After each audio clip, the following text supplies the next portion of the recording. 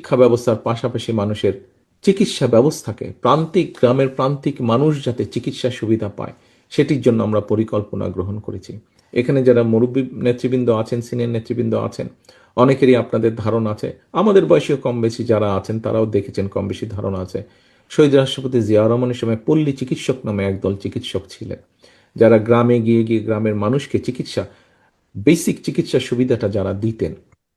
ফলে অনেক মানুষকে তখন ঘরে বসেই সুস্থতা লাভ করতেন, হাসপাতালে আসার প্রয়োজন হতো না। আমরা ঠিক একইভাবে সেই কাজটি আবার শুরু করতে চাই স্বাস্থ্যকর্মী নিয়োগের মাধ্যমে। আমরা দেশে মোটামুটিভাবে পরিকল্পনা যে আমরা 1,00,000 স্বাস্থ্যকর্মী নিয়োগ করতে চাই।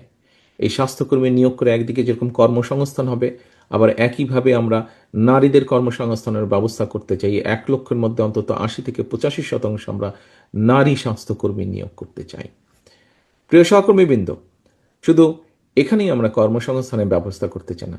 আজকে আমাদের যেই অনুষ্ঠানটি, যেই কারণে আমরা এখানে সকলে একত্রিত হয়েছি, যে এই যে ডিজিটাল স্মৃতিস্তম্ভ, এই প্ল্যাটফর্মটিকে ব্যবহার করে যেমন অনেক মানুষ উপকৃত হবেন, ঠিক একইভাবে আমরা আগামী দিনে ইনশাল্লাহ দেশে যুব সমাজের জন্য আমরা যাতে তারা দেশের ভেতরে হোক দেশের বাইরে হোক কর্মসংস্থানের ব্যবস্থা করতে পারে, তার জন্য আমরা বিভিন্ন পদক্ষেপ গ্রহণ করব ইনশাল্লাহ।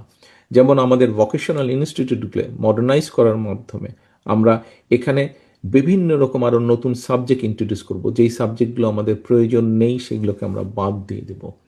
আমাদের দেশের মানুষ পৃথিবীর যে সকল দেশগুলোতে সাধারণত যায়, ইউরোপের কোথায় কোথায় কি কি কর্মসংস্থানের ব্যবস্থা আছে, জাপানে কি কি কর্মসংস্থানের ব্যবস্থা আছে, মধ্যপ্রাচ্যে কি কি কর্মসংস্থানের ব্যবস্থা আছে।